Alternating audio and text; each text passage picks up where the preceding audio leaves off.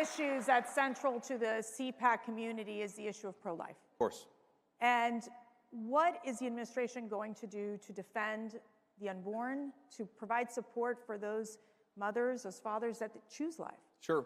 Well, you know, one of the things, of course, the president got done during the first term, and I think that it's why he is accurately called the most pro-life president in American history, is he finally made it possible for the will of the people to speak on the life issue. And that was the Dobbs decision. What that did is it gave the abortion question back to the people. It took it out of the hands of unelected bureaucrats and unelected judges and gave it back to the people. And I think the most important thing that we can do, and as you know, Mercedes, I'm very pro-life, I'm a devout Christian, is that we have got to persuade our fellow Americans, because now we've got the power. We've got the power of persuasion. We've got to persuade our fellow citizens that unborn life is worthy of protecting. It is sacred in the eyes of God, and it should be sacred in the eyes of man too. And we have to pick up the torch and fight for that every single day. And I know you guys are up for the task. I am too.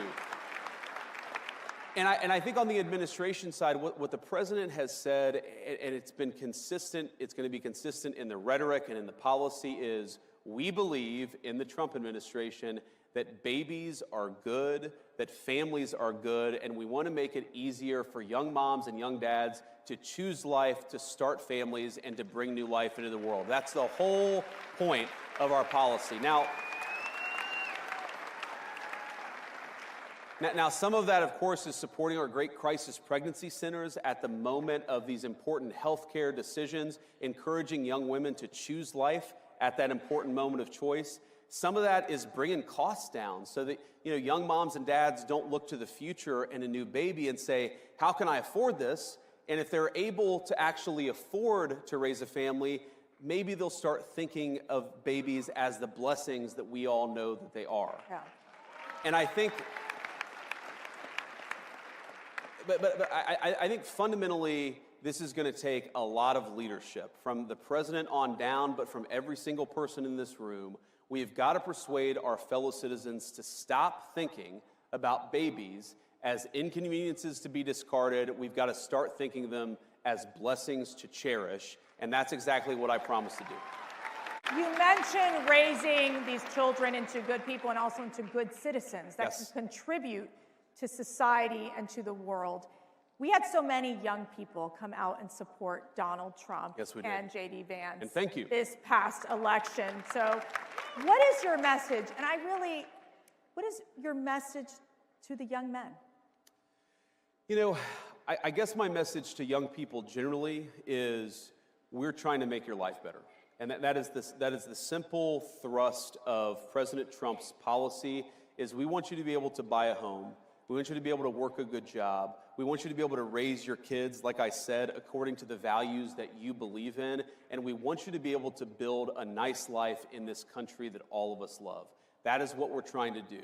And, you know, you guys more than anybody, more than me, I'm talking about people under the age of 30 in particular, you guys are going to have to deal with the consequences of good policy or of bad policy for much longer than the rest of us. And I want you guys to think about the future and ask yourself, do you want safe communities? Do you want a prosperous life? Do you want to be able to work a good job? Or do you want that job shipped off to China or somewhere else? We're fighting for you every single day. We want you to help fight for us because we've got to win. Not just the policy battles of the next couple of months. We've got to win the midterm elections in a couple of years. We need you. We recognize that we need you, and we're fighting for you every single day. And I think, you know, you asked me, you know, my message to young men is I think that our culture sends a message to young men that you should suppress every masculine urge. You should try to cast aside your family. You should try to suppress what makes you a young man in the first place.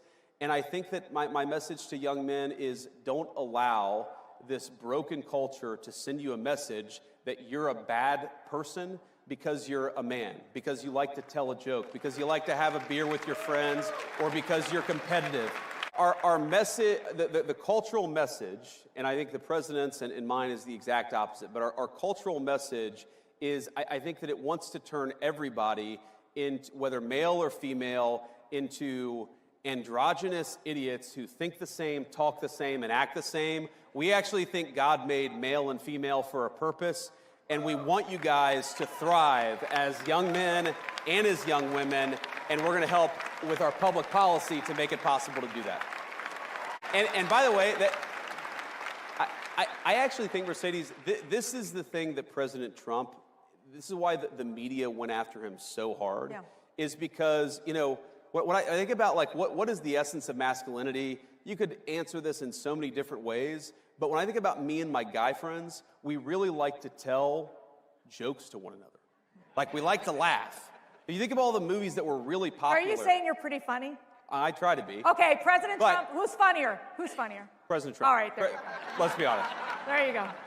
He's got the best sense of humor of any American political figure. But I think this is why young men in particular are so, you know, they're so inspired by President Trump, is because he doesn't allow the media to tell him he can't make a joke or he can't have an original thought. President Trump just says what's on his mind. That's a damn good thing, and it's a good example to set for young men in American culture.